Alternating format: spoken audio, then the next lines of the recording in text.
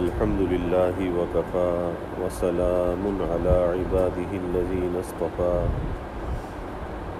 أما بعد فأعوذ بالله من الشيطان الرجيم بسم الله الرحمن الرحيم وما أصابكم من مصيبة فبما كسبت أيديكم ويعفو عن كثير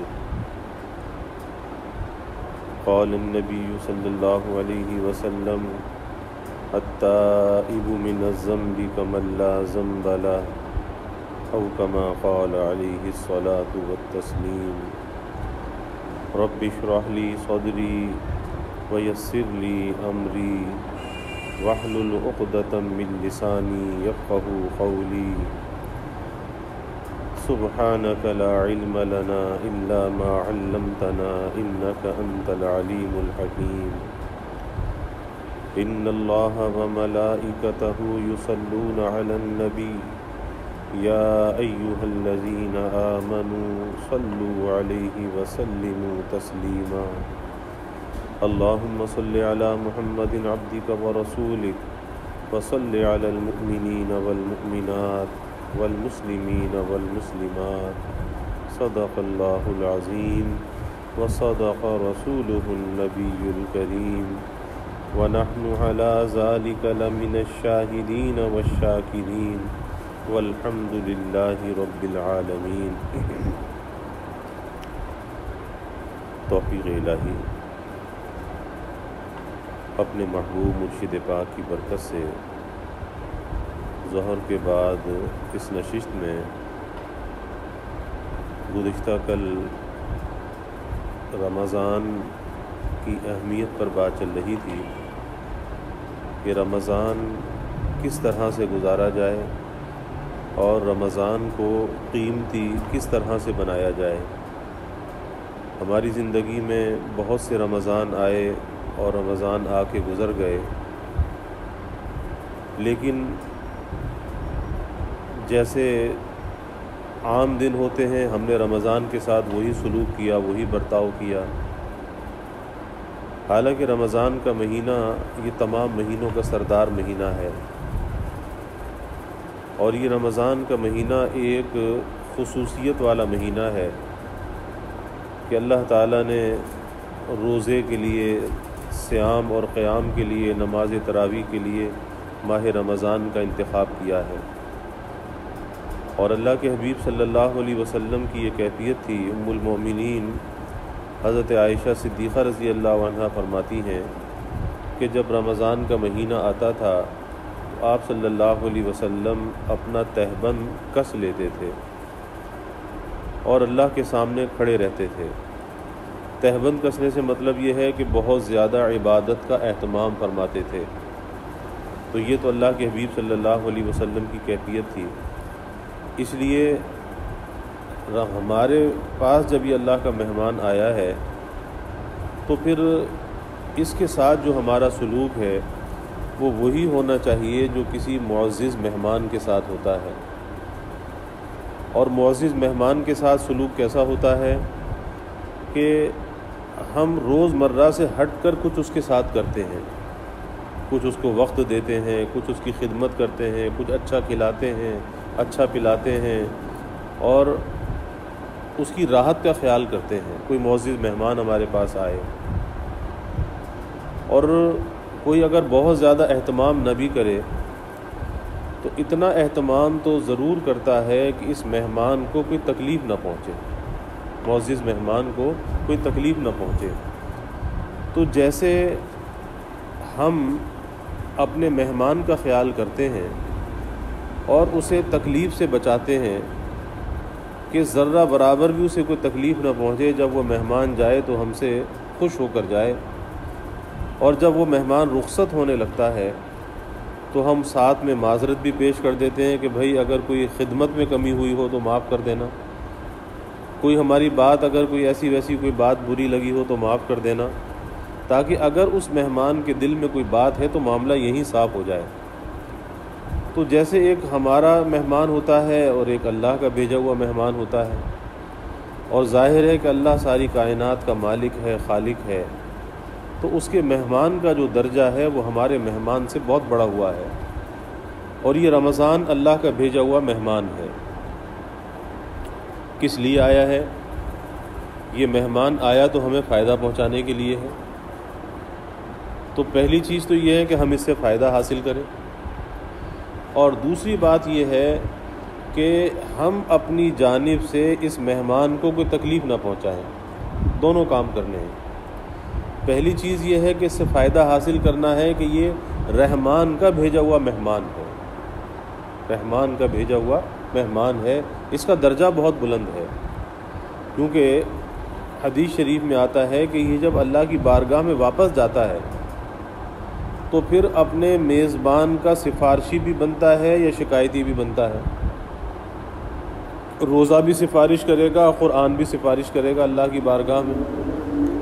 روزہ کہے گا کہ یا اللہ میں نے اسے کھانے سے روک کے رکھا، پینے سے روک کے رکھا، اسے اپنی نفسانی خواہشات سے میں نے روکے رکھا۔ روزہ اللہ کی بارگاہ میں سفارش کرے گا اور اللہ روزے کی سفارش کو قبول فرمائے گا۔ اسی طریقے سے قرآن اللہ کی بارگاہ میں سفارشی بنے گا، اور قرآن یہ عرض کرے گا کہ یا اللہ میری وجہ سے یہ راتوں کو بیدار رہا، میری وجہ سے اس نے اپنے آرام میں کمی کی، خلل کیا، تو اللہ تعالیٰ قرآن کی شفاعت کو بھی قبول فرمائے گا۔ تو اس لیے ہمارا یہ روزے کا رکھنا، ہمارا یہ تراویح کا پڑھنا، ہمارا قرآن مجید کی تلاوت کرنا، یہ سب کچھ کیا ہے؟ یہ سب کچھ اس مہمان سے نفع حاصل کرنا ہے، کیونکہ یہ ہمیں نفع پہنچانے کے لیے آیا ہے، اس سے ہمیں نفع حاصل کرنا ہے۔ اور اسی طریقے سے ہر وہ کام کہ جس سے اس مہمان کو تکلیف ہو سکتی ہے اور یہ مہمان بجائے سفارشی کے شکایتی بن سکتا ہے، تو ہمیں ہر ایسے کام سے اپنے آپ کو بچانا چاہیے کہ یہ اللہ کی بارگاہ میں ہمارا سفارشی تو بنے لیکن شکایتی نہ بنے۔ اور پھر وہی بات جو گزشتہ کل میں عرض کر رہا تھا کہ جتنا زیادہ انسان نیکی کا اہتمام کر سکتا ہے اسے نیکی کا اہتمام کرنا چاہیے، اور حد الامکان گناہ سے اپنے آپ کو بچانا چاہیے۔ معمولی سے معمولی گناہ بھی اگر کوئی ہے، بہت سے لوگ ہنسی مذاق میں جھوٹ بول دیتے ہیں، کسی کو تکلیف دینے والی بات کر دیتے ہیں، تو ہنسی مذاق کے اندر بھی گناہ تو گناہ ہی ہوتا ہے۔ اس لیے کسی چھوٹے سے چھوٹے گناہ کے قریب بھی جانے کا آدمی تصور نہ کرے، بلکہ اللہ سے ڈرتا رہے کہ اس مہمان کا اب جو اکرام ہے، کیونکہ یہ رحمان کا بھیجا ہوا مہمان ہے، تو اس مہمان کا پورا پورا اکرام کرے، اور اس کے اکرام میں یہی ہے کہ اس کی برکات کو بھی حاصل کرے، یعنی عبادت کے ذریعے سے اللہ سے دعائیں کر کے، اللہ سے کی نعمتوں پہ شکر ادا کر کے اس مہمان کا اکرام کرے، اس کی برکات کو حاصل کرے، کیونکہ یہ تو آیا ہی رحمت اور برکت دینے کے لیے ہے، یہ تو آیا ہی مغفرت دینے کے لیے ہے، اور یہ تو آیا ہی ہے ہماری گردنوں کو جہنم سے آزادی دلانے کے لیے۔ اور پھر دوسری بات یہ ہے کہ جس چیز سے یہ مہمان ناراض ہوتا ہے، کیونکہ رحمان کا بھیجا ہوا مہمان ہے، جیسے کوئی سرکاری افسر کسی کے پاس آتا ہے تو سامنے والا یہ نہیں دیکھتا کہ یہ تو ہمارے جیسا ہی ایک انسان ہے، بلکہ اس افسر کا اس لیے احترام کیا جاتا ہے کہ وہ سرکار کا نمائندہ ہے، اس لیے اس کا احترام ہوتا ہے۔ کوئی یہ نہیں سوچتا کہ جیسے ہم انسان ہیں ایسے یہ بھی انسان ہے، اس کے سر پہ کوئی سینگ تو لگے ہوئے ہیں نہیں، لیکن اس کا ادب اور احترام کس لیے ہے، اس کا ڈر اور خوف کس لیے ہے کہ یہ سرکار کا نمائندہ ہے۔ اگر ہم نے اس کے ساتھ کوئی ایسی ویسی بات کی تو کل سرکار کو جا کے شکایت کر دے گا اور ہمارا نقصان ہو جائے گا۔ تو ایسے ہی یہ رمضان جو ہے رحمان کا بھیجا ہوا مہمان ہے، یہ ہمارے مہمانوں سے بہت بلند اور برتر ہے، اس لیے آیا تو فائدہ پہنچانے کے لیے ہے۔ اب ہمیں اس کا فائدہ بھی حاصل کرنا چاہیے، لیکن اس کے ساتھ ساتھ کوئی ایسا کام نہیں کرنا چاہیے کہ جس سے یہ مہمان ناراض ہو جائے اور بجائے اللہ کے دربار میں سفارشی بننے کے ہمارا شکایتی بن جائے۔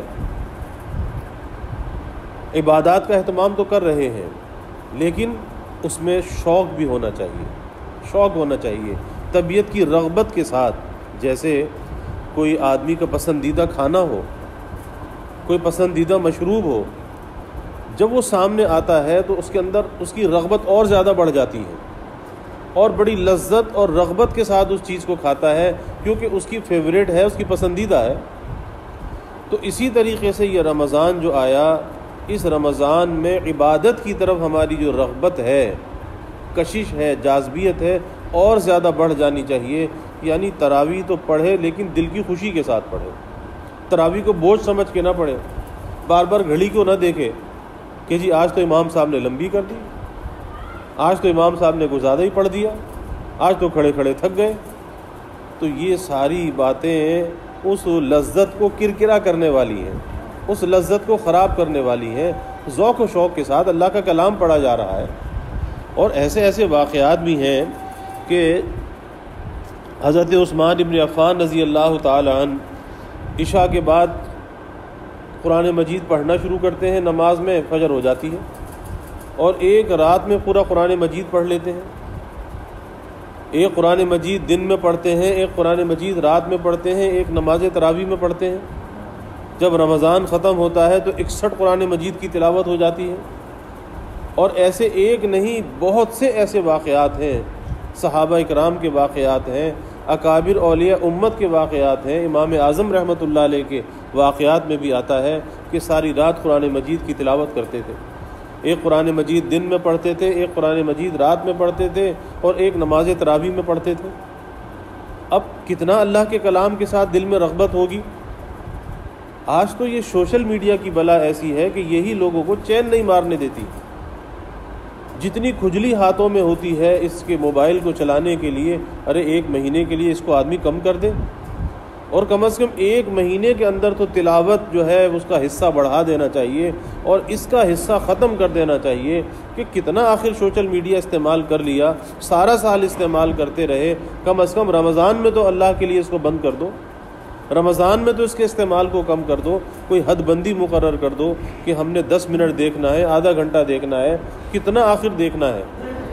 ہر وقت ہاتھ میں موبائل ہے اور موبائل جو ہے وہ چل رہا ہے۔ تو پھر اگر ہم اسی موبائل میں جیسے رمضان سے پہلے سے استعمال کر رہے تھے، سوشل میڈیا کو جیسے پہلے استعمال کر رہے تھے، اور اب بھی ویسے ہی اگر ہم استعمال کرتے رہے، تو پھر ہمارے رمضان اور غیر رمضان میں کیا فرق ہوا؟ حالانکہ رمضان اور غیر رمضان میں فرق ہونا چاہیے، اور وہ امتیاز یہی ہے کہ ہمارے معمولات زندگی میں فرق ہونا چاہیے۔ وہ امتیاز یہی ہے کہ ہمارے معمولات زندگی میں فرق ہو، کہ رمضان سے پہلے ہمارے معمولات کچھ اور تھے، اور جب رمضان آیا تو ہمارے معمولات کے اندر تبدیلی آ گئی۔ تبدیلی کیسے آ گئی؟ کہ ہماری تلاوت میں اضافہ ہو گیا، ہماری تسبیحات میں اضافہ ہو گیا، ہماری نوافل میں اضافہ ہو گیا، نماز تراویح کا اضافہ ہو گیا، پھر نمازوں میں جماعت کی پابندی کا اہتمام بڑھ گیا۔ اب یہ ساری رمضان اور غیر رمضان کا ایک فرق ہے کہ جو زندگی کے اندر واضح نظر آنا چاہیے، اور جہاں عبادت میں فرق نظر آنا چاہیے، وہیں پر جو ہم اپنے وقت کو پہلے فضول ضائع کرتے تھے، اب ہمیں رمضان میں اس وقت کو بچا کر اسے قیمتی بنانا چاہیے، اور اس وقت کو اللہ کی یاد میں خرچ کرنا چاہیے۔ اگر پہلے آدمی 1 سپارہ پڑھتا تھا رمضان سے پہلے، تو رمضان میں کم از کم اسے 3 تو پڑھنے چاہیے۔ اگر 3 پارے بھی یومیہ آدمی تلاوت کرے تو 10 دن میں قرآن مجید ختم ہوتا ہے، اور رمضان جب ختم ہو تو 3 قرآن مجید ختم ہو جاتے ہیں۔ اور ایسے ایسے لوگ اب بھی موجود ہیں کہ جو کاروباری لوگ ہیں، بزنس مین ہیں، کوئی فارغ کی بات نہیں کر رہا، بزنس مین ہیں، کاروبار کرنے والے، لیکن رمضان جب آتا ہے تو 22، 23، 24 قرآن مجید ختم کر لیتے ہیں۔ یہ کیفیت ہوتی ہے رمضان میں۔ اسی طرح ابھی 1-2 سال پہلے کی بات ہے، کوئی صاحب مکہ مکرمہ میں ملے تو پتہ یہ چلا کہ 2 نوجوان ایسے ہیں کہ جن کا معمول یہ ہے کہ ایک دن قرآن مجید پورا ختم کرتا ہے، دوسرا اس کا سنتا ہے، اور دوسرے دن دوسرا قرآن مجید پڑھتا ہے تو پہلا اس کا سنتا ہے۔ یعنی 15 قرآن مجید ایک رمضان میں ختم کر لیتا ہے، دوسرا 15 وہ ختم کر لیتا ہے، اور جب ایک سننا بھی ہوتا ہے ساتھ میں تو گویا کہ 30 ہی ہو گئے۔ تو ایسے ایسے شوق والے لوگ بھی موجود ہیں۔ آج یہ کیفیت ہے بہت سے لوگوں کی کہ ایک پارہ یومیہ تلاوت نہیں کیا جا رہا۔ وجہ کیا ہے؟ کہ غیر رمضان میں اس کی عادت نہیں تھی، غیر رمضان میں عادت نہیں تھی۔ اور ہمارے حضرت رحمۃ اللہ علیہ ایک بات فرمایا کرتے تھے کہ دیکھو، زندگی انسان کی ایسی ہونی چاہیے کہ رمضان ہو، حج ہو، عمرہ ہو، تو اس میں اسے کچھ الگ سے کچھ کرنا نہ پڑے، اس کی طبیعت ایسی نیکی پر بنی ہوئی ہو۔ اور اگر رمضان کا انتظار سارا سال کرتے رہے اور رمضان سے پہلے کچھ بھی نہ کیا، کہ سوچا رمضان آئے گا تو توبہ کر لیں گے، استغفار کر لیں گے، رمضان آئے گا تو اللہ کو راضی کر لیں گے، کثرت سے تلاوت کر لیں گے، لیکن رمضان سے پہلے اس کی عادت نہ ڈالی، تو ایسا آدمی رمضان میں بھی کچھ نہیں کر سکتا۔ اور ایسا منظر نظر آتا ہے، یہ مناظر نظر آتے ہیں کہ بہت سے لوگ اچھا جی آج قرآن پاک کی تلاوت شروع کریں گے، اچھا صبح کریں گے، اچھا شام کریں گے، اور کرتے کرتے پورا رمضان گزر جاتا ہے، اور بڑی حسرت کے ساتھ وہ سرمایہ ہاتھ سے نکل جاتا ہے، پچھتاتے رہ جاتے ہیں کہ ارے ابھی تو رمضان آیا تھا، گزر بھی گیا، اور ہم نے ایک قرآن پاک بھی ختم نہ کیا۔ وجہ کیا ہے؟ کہ غیر رمضان میں قرآن سے دوستی نہیں لگائی تھی۔ اگر غیر رمضان میں تھوڑا تھوڑا بھی پڑھ رہے ہوتے، اللہ رمضان میں زیادہ پڑھنے کی توفیق دے دیتا، زیادہ تلاوت کی توفیق مل جاتی۔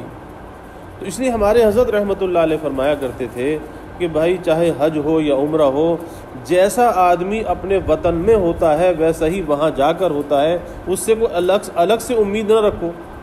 اور یہ مناظر دیکھنے میں آتے ہیں کہ آدمی بڑی آرزو اور تمناؤں کے بعد حرمین شریفین جاتا ہے۔ کتنے لوگ ہیں آج تڑپ رہے ہیں لیکن حرم جانے کے راستے بند ہیں۔ کیسی ایک آزمائش ہے کہ امتحان ہے کہ ساری دنیا جو ہے آج رکی ہوئی ہے، ورنہ کیا رمضان کی رونقیں اور کیا رمضان کی بہاریں تھیں۔ تو فرمایا کرتے تھے کہ جیسا یہاں ہوگا ویسا ہی وہاں پر ہوگا۔ اور یہ مثال وہاں پہ نظر آتی ہے، واضح طور پر نظر آتی ہے کہ بہت سے لوگوں کی یہ کیفیت ہے کہ باہر سڑک پر ہی نماز پڑھی، جیسے تیسے شریک ہو گئے، اور وہیں پر بیٹھے وہیں سے اٹھ کے چلے گئے۔ پتہ چلا سارا دن گزر گیا، حرم کے اندر جانے کی توفیق نہ ملی، بیت اللہ کی زیارت کی توفیق نہ ملی۔ کیا وجہ؟ کہ اگر یہاں مسجد سے دل لگایا ہوتا تو بیت اللہ سے بھی دل لگتا۔ جب یہاں مسجد میں رکنا پسند نہیں تھا، جانا پسند نہیں تھا، بہت سے لوگ گھر پہ نماز پڑھ لیتے، کیا ہوا جی؟ کہ جی گھر پہ نماز پڑھ لی تھی، گھر پہ پڑھ لی تھی۔ تو جبکہ بعض فقہاء نے یہاں تک مسئلہ بیان کیا ہے کہ اگر کوئی آدمی مستقل اپنی عادت بنا لے گھر پر نماز پڑھنے کی، اور مستقل تارک جماعت ہو جائے، کیونکہ بعض نے واجب کہا ہے جماعت میں شریک ہونے کو، اور مستقل اگر وہ تارک ہے جماعت کا اور ہمیشہ گھر میں نماز پڑھتا ہے، تو بعض فقہاء نے یہاں تک کہا کہ اس کی نماز ہی نہیں ہوتی۔ اتنا نازک مسئلہ ہے۔ تو اب اگر یہاں دل لگایا ہوتا تو بیت اللہ کے ساتھ بھی دل لگتا۔ اسی طریقے سے وہی مثال یہاں پر ہے کہ اگر رمضان سے پہلے قرآن کے ساتھ دل لگایا ہوتا تو رمضان میں بھی تلاوت کو جی چاہتا اور زیادہ چاہتا، کیونکہ یہ رمضان کا مہینہ تو خود بخود ابھارتا ہے۔ اس مہینے کی کشش اور جاذبیت ایسی ہے کہ نیکی کی طرف انسان کی طبیعت چلتی ہے، برائی سے انسان کی طبیعت ہٹتی ہے۔ اس مہینے کے انوار، اس کے برکات اور اس کی تجلیات ایسی ہیں۔ تو یہی وجہ ہے کہ آج اگر کوئی محروم ہے اور آج رمضان میں بھی اگر وہ عبادت نہیں کر پا رہا، جبکہ ایک ماحول بنا ہوا ہے، فضا ایسی ہے، ارد گرد کا ماحول ایسا ہے کہ طبیعت نیکی کی طرف چلتی ہے، اس کے باوجود اگر کوئی نہیں کر پا رہا تو پتہ یہ چلا کہ اس کی اپنی شامت اعمال ہے، ورنہ اللہ نے تو سارے اسباب کو جمع کر دیا ہے، سارے اسباب کو جمع کر دیا ہے کہ رمضان کی خوشبو ایسی ہے کہ جس میں خود بخود نیکی کے لیے طبیعت چاہتی ہے اور گناہ سے طبیعت میں رکاوٹ پیدا ہوتی ہے۔ اگر اس کے باوجود کوئی گناہ سے نہیں رک رہا تو پھر ظاہر ہے کہ اس کی شامت اعمال ہے۔ اس لیے اس مہینے کی ہمیں بھائی بہت قدر کرنی چاہیے، بہت قدر کرنی چاہیے۔ اور بات وہی ہے کہ دل کی خوشی کے ساتھ عبادت کرنی چاہیے، کیونکہ یہ اللہ کی بارگاہ میں یہ روزہ ہمارا سفارشی ہوگا۔ اب ظاہر ہے کہ سفارشی کیسے ہوگا؟ اگر ہم اسے خوش کریں گے تو سفارشی ہوگا، اور اگر ناراض کر دیں گے پھر امید رکھیں کہ سفارشی ہوگا تو کیسے ہوگا؟ اس لیے وہی بات جو میں کل بھی عرض کر رہا تھا کہ اللہ کے حبیب صلی اللہ علیہ وسلم نے فرمایا کہ روزہ ڈھال ہے جب تک کہ اس کو کوئی نہ پھاڑے، کہ روزہ ڈھال ہے۔ اور یہ ڈھال کیا کس لیے ہوتی ہے؟ ڈھال ہمیشہ ہوتی ہے دشمن سے مقابلے کے لیے، کہ پہلے زمانے میں جب جنگیں ہوتی تھیں تو ڈھال جو ہے وہ ساتھ ہوتی تھی، تاکہ دشمن اگر کوئی وار کرتا تھا تو ڈھال پہ اس کو روک لیا جاتا تھا، اور ایک ہاتھ سے اس پہ وار کیا جاتا تھا، دشمن پہ ایک ہاتھ سے اس کے وار کو روکا جاتا تھا، لیکن وہ وار ڈھال پہ روکا جاتا تھا، اور بڑی مضبوط قسم کی ڈھال ہوتی تھی۔ تو پتہ یہ چلا کہ روزہ تو ڈھال ہے۔ اب اس ڈھال کو ڈھانے والی کون سی چیز ہے؟ اس ڈھال کو پھاڑنے والی کون سی چیز ہے؟ وہ گناہ ہے۔ اب یہ تو ہم کہہ دیتے ہیں کہ جی رمضان کا مہینہ آتا ہے، حدیث شریف میں آتا ہے، اللہ کے حبیب صلی اللہ علیہ وسلم نے فرمایا کہ شیاطین کو قید کر کے پابہ زنجیر کر کے سمندر کی تہہ میں پھینک دیا جاتا ہے۔ اب یہاں پر ایک الگ بحث ہے، علماء نے اس پر بحث کی ہے کہ بعض نے کہا کہ جو بڑے بڑے شیاطین ہیں ان کو قید کر کے ڈال دیا جاتا ہے، بعض نے کہا کہ سب کو قید کر دیا جاتا ہے، یہ ایک الگ بحث ہے، لیکن شیاطین کو قید کر دیا جاتا ہے۔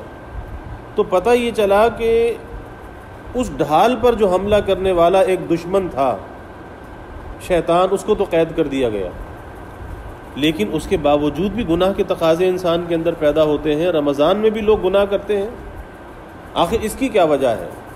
تو بزرگوں نے لکھا ہے کہ اس کی وجہ یہ ہے، ایک تو ہمارا اپنا نفس ہے، دو دشمن ہیں، ایک شیطان دشمن ہے، ایک ہمارا نفس دشمن ہے۔ اگر شیطان قید ہو گیا لیکن یہ نفس تو اندر موجود ہے، یہ بھی نافرمانی پر ابھارتا ہے۔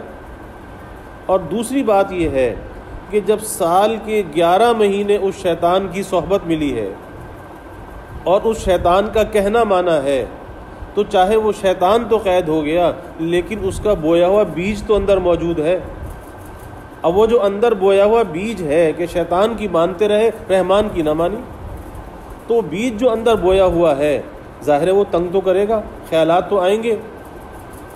اب یہ اپنی ہمت پر ہے کہ آدمی روزے کے اندر روزے کی ڈھال کو استعمال کرے، جیسے جب پانی حلق سے نیچے نہیں اترنے دیتا، کس لیے کہ میرا روزہ ہے، تو اسی طریقے سے کیا ہے کہ ڈھال کو استعمال کرتا ہے۔ روزہ ایک ڈھال ہے، تو پھر جب نظر بہکنے لگے، زبان بہکنے لگے، کان بہکنے لگے، تو جب بھی اس ڈھال کو استعمال کرنا چاہیے اور فوراً یہ خیال لانا چاہیے ارے میرا تو روزہ ہے۔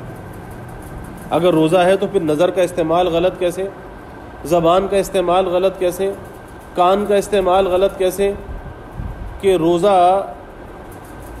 وقت گزارنے کے لیے، وقت پاس کرنے کے لیے بہت سے لوگ کیا کہہ رہے جی میوزک سن رہے، کس لیے کہ جی روزہ وقت پاس ہو جائے گا، میوزک سے جو ہے وہ ایک سرور حاصل کر رہے ہیں۔ ارے میوزک تو انتشار پیدا کرتا ہے، یہ تو نفاق پیدا کرتا ہے۔ جب ہمارے محبوب صلی اللہ علیہ وسلم نے یہ بات فرما دی کہ جیسے پانی سبزے کو اگاتا ہے، ایسے ہی یہ موسیقی انسان کے ایمان میں نفاق پیدا کرتی ہے، کھوٹ پیدا کرتی ہے۔ اور بہت سے لوگ بے ایمانی کی بات کرتے ہیں کہ جی یہ روح کی غذا ہے۔ کیا نجس اور ناپاک چیز روح کی غذا ہو سکتی ہے؟ کیا ایسی چیز جس کو اللہ کے حبیب صلی اللہ علیہ وسلم نے فرمایا کہ میری بعثت کا مقصد یہ ہے ان گانے باجے کے آلات کو توڑ دوں، مٹا دوں، تو کیا وہ چیز روح کی غذا ہو سکتی ہے جسے آپ نے اپنی بعثت کا مقصد بیان کیا کہ میں اس لیے دنیا میں بھیجا گیا ہوں؟ اور لوگ ہیں کہتے ہیں کہ جی ہم وقت اس سے موسیقی سے پاس کر لیتے ہیں۔ کیا مطلب؟ کہ وہی بات ہے کہ رمضان تو آیا ہے کچھ دینے کے لیے لیکن لینا نہیں چاہتے۔ یہ تو اللہ کی رحمت بھی لے کر آیا ہے، یہ برکت بھی لے کر آیا ہے، مغفرت بھی لے کر آیا ہے، جہنم سے آزادی کے پروانے بھی لے کر آیا ہے، لیکن کوئی لینا نہیں چاہتا۔ کہ افطار کے وقت 16 لاکھ لوگوں کی بخشش اور مغفرت ہوتی ہے، اور ایسے آدمی جس پر جہنم لازم ہو چکی ہوتی ہے اللہ ان کی گردنوں کو جہنم سے آزاد کرتا ہے۔ لیکن کوئی مانگے تو صحیح، کوئی طلب تو پیدا کرے کہ اللہ مجھے بھی ان میں شامل کر لے۔ اور کوئی یہ کہے کہ جی میں تو گانے سن کے وقت پاس کر لیتا ہوں، تو ایک لعنت کے اندر مبتلا ہے کہ روزہ رکھ کر بھی اللہ کو ناراض کر رہا ہے۔ پھر وہی بات آتی ہے جو اللہ کے حبیب صلی اللہ علیہ وسلم نے فرمائی کہ روزہ ڈھال ہے جب تک کہ آدمی اس کو نہ پھاڑے، اور وہ پھاڑنا کس چیز سے ہے؟ وہ گناہ سے ہے، نافرمانی سے ہے۔ تو شیطان تو قید کر دیا گیا، لیکن اندر جو ایک شیطان موجود ہے جو نفس ہے وہ بھی ہے، اور جو شیطانی اثرات اندر موجود ہیں اس سے مغلوب ہو کر انسان رمضان جیسے بابرکت مہینے کی برکات کو کھو دیتا ہے، اس کے فیوزات سے اپنے کو محروم کر لیتا ہے۔ اس لیے رمضان میں زیادہ ضرورت اس بات کی ہے کہ چاہے اگر نیکی کم بھی کر رہا ہے لیکن گناہ سے اپنے آپ کو بچائے، گناہ سے بچائے۔ اور یہ گناہ سے بچانا، چاہے نیکی اگر تھوڑی تھوڑی بھی ہے، اسے اللہ کا دوست بنا دے گی، اللہ سے قریب کر دے گی، اللہ کا یقین بڑھ جائے گا۔ اس لیے اپنے وقت کی قدردانی یہی ہے کہ آج سوشل میڈیا کا استعمال بند کر دینا چاہیے یا محدود کر دینا چاہیے، لیکن اپنے وقت کو تلاوت اور ذکر میں زیادہ خرچ کرنا چاہیے۔ آج کا تقاضا یہ ہے کہ قرآن اللہ سے باتیں کرنا ہے، اب اللہ سے باتیں کرو، جتنی چاہے کرو۔ اللہ تو خوش ہوتا ہے، اللہ کی طرف سے رحمتیں آتی ہیں، فرشتوں کا نزول ہوتا ہے، اور ایک ایک حرف پر کتنی نیکیاں ملتی ہیں۔ حضرت علی کرم اللہ وجہ نے فرمایا کہ جب قرآن مجید نماز میں کھڑے ہو کر آدمی پڑھتا ہے تو اسے ہر لفظ پر اسے 100 نیکیاں ملتی ہیں، ہر لفظ پر 100 نیکیاں، اور اگر نماز میں بیٹھ کر پڑھتا ہے تو فرمایا کہ اسے ہر لفظ پر 50 نیکیاں ملتی ہیں، اور اگر کیا کر رہا ہے، اور اگر وضو کے ساتھ نماز کے علاوہ وہ پڑھتا ہے تو فرمایا کہ ہر حرف پر 25 نیکیاں اسے ملتی ہیں، اور اگر بغیر وضو کے پڑھتا ہے تو ہر حرف پر 10 نیکیاں ملتی ہیں۔ یہ حضرت علی کرم اللہ وجہ فرماتے ہیں، کتنا بڑا اجر و ثواب ہے۔ تو ہمیں رمضان کو قیمتی بنانے کے لیے ایک چیز سوشل میڈیا کو محدود کرنا چاہیے، یعنی اس کے استعمال کو محدود کر کے اپنے وقت کو زیادہ سے زیادہ تلاوت میں، نیکی میں خرچ کرنا چاہیے، گناہ سے بچنا چاہیے، کیونکہ رمضان اور غیر رمضان میں فرق ہونا چاہیے۔ اگر ایک رمضان بھی ہم نے ایسا گزار لیا، اور کیا پتہ یہی رمضان آخری ہو، آگے کس کو مہلت ملنے والی ہے، تو ایک بھی اگر قیمتی بنا لیا، کل یہی ہماری نجات کا ذریعہ بن جائے گا۔ تو اس کے لیے ہمیں کوشش کرنی چاہیے، اور بندے کے اختیار میں کوشش کرنا ہے، اور جب صدقے دل کے ساتھ بندہ کوشش کرتا ہے تو اللہ تعالیٰ اس کی کوشش کو کامیاب ضرور کرتا ہے۔ اللہ کا وعدہ ہے کہ اس کے دل میں سچائی ہونی چاہیے۔ اللہ تعالیٰ ہمیں اس کی توفیق عطا فرمائے۔ وآخر دعوانا الحمدللہ رب العالمین والعاقبۃ للمتقین والصلاة والسلام علی اشرف الانبیاء والمرسلین۔ اللہم صل علی سیدنا و مولانا محمد وعلی آل سیدنا و مولانا محمد وبارک وسلم۔ ربنا آتنا فی الدنیا حسنہ وفی الآخرۃ حسنہ وقنا عذاب النار۔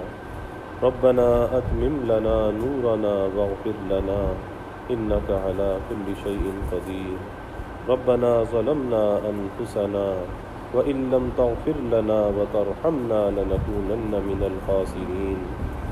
رَبَّنَا هَبْ لَنَا مِنْ أَزْوَاجِنَا وَذُرِّيَّاتِنَا قُرَّةَ أَعْيُنٍ وَاجْعَلْنَا لِلْمُتَّقِينَ إِمَامًا۔ اللهم آت نفوسنا تقواها، اللهم آت نفوسنا تقواها وزكها أنت خير من زكاها أنت وليها ومولاها۔ إنا نسألك عزائم مغفرتك ومنجيات أمرك والسلامة من كل إثم والغنيمة من كل بر والفوز بالجنة والنجاة من النار والفوز بالجنة والنجاة من النار والفوز بالجنة والنجاة من النار۔ اللهم إنا نسألك الهدى والتقى والعفاف والغنى۔ اللهم إنا نسألك الصحة والعفة والأمانة وحسن الخلق والرضا بالقدر۔ رب تقبل توبتنا واغسل حوبتنا وأجب دعوتنا وسدد ألسنتنا واهد قلوبنا واسلل سخيمة صدورنا يا حي يا قيوم يا حي يا قيوم برحمتك نستغيث أصلح لنا شأننا كله ولا تكلنا إلى أنفسنا طرفة عين فاطر السماوات والأرض أنت ولينا في الدنيا والآخرة توفنا مسلما والحقنا بالصالحين توفنا مسلما والحقنا بالصالحين يا رب زدنا علما والحقنا بالصالحين اللهم أحينا مسكينا وأمتنا مسكينا واحشرنا في زمرة المساكين اللهم إنا نسألك العفو والعافية والمعافاة الدائمة